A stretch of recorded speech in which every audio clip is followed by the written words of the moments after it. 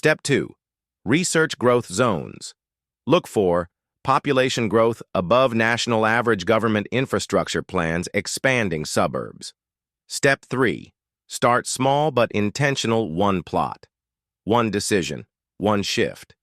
If you're someone who saves diligently but still feels stuck, worried about inflation, or unsure how to turn savings into real wealth, make sure to hit the subscribe button and give this video a thumbs up if this helps you out. All right, let's break a very common financial belief that's holding a lot of people back. The big assumption everyone makes. Look, most people believe this. If I save enough cash, I'll be safe. It sounds responsible. It feels conservative. And it's what schools, parents, and banks quietly encourage. But here's what most people don't realize. Cash is not neutral. It's not just sitting there. It's being eroded every single year.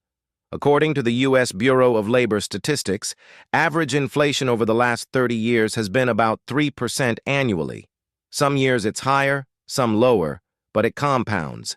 That means your money is losing purchasing power every year it sits still. And this is where it gets really interesting. The 5-year cash saving reality. Let's do simple, honest math. Say you're disciplined. You save $10,000 and keep it in a savings account, earning 1% interest. After 5 years, you'll have roughly savings interest gain, approximately $510. Total balance, approximately $10,510, feels okay until inflation shows up. At a modest 3% inflation, that same $10,000 would need to be about $11,600 just to buy the same things you could buy 5 years ago. So in real terms, you didn't gain money. You lost purchasing power. Now you might be thinking, okay, but at least cash is safe. Is it? Cash is liquid, yes. But safe from what? Not inflation, not emotional spending, not lifestyle creep.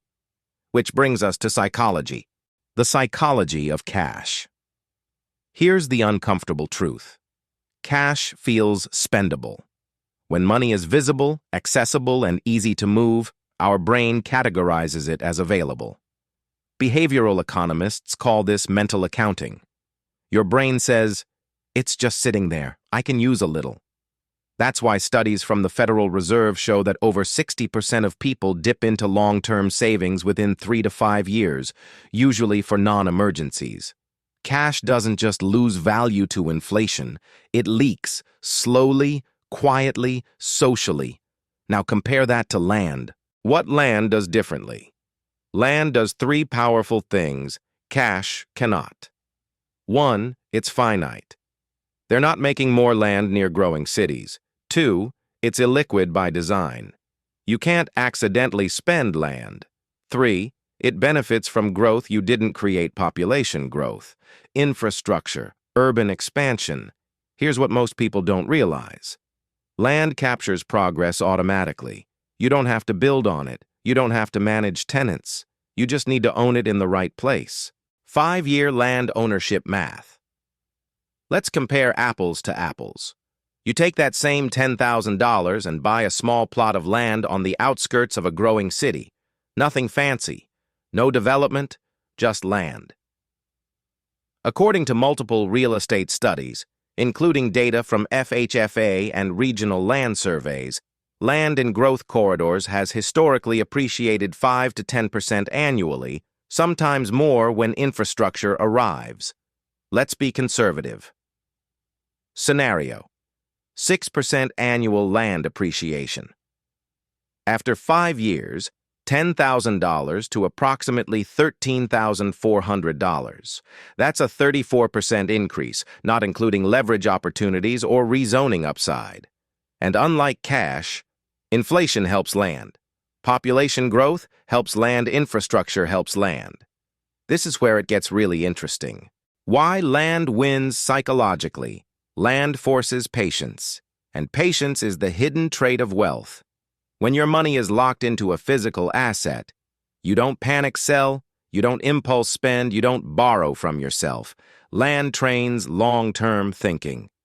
And long-term thinking is what separates Earners from owners, savers from investors, workers from wealth builders. Now, I know some objections are coming. Common objections. Answered. What about property taxes? Yes, they exist, but raw land taxes are often a few $100s a year, far less than depreciation from inflation. What if it doesn't grow? That's a location problem, not a land problem. Land near, expanding cities, new highways, industrial zones, population migration paths, almost always appreciates over time. I don't have enough money.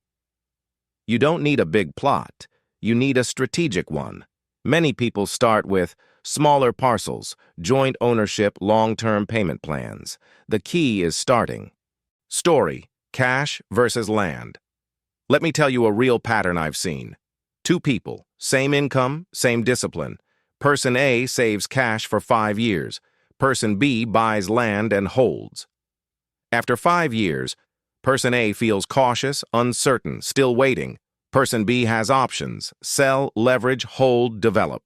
Same effort, different containers. Money doesn't grow based on effort. It grows based on where you park it. Actionable steps you can take now. Here's how to apply this immediately. Step 1. Stop idolizing cash. Cash is a tool, not a destination. Step 2. Research growth zones. Look for population growth above national average, government infrastructure plans expanding suburbs. Step 3. Start small but intentional, one plot. One decision, one shift. Step 4. Think in 5-year blocks. Wealth is built in seasons, not weeks. Final motivation and CT: a saving cash protects yesterday. Owning land prepares for tomorrow. You don't build wealth by working harder alone. You build it by letting assets work while you live your life. If this video helped reframe how you think about money, hit like, subscribe, and share this with someone who's doing everything right, but still feels stuck. Your future self is watching the decisions you make today. I'll see you in the next video.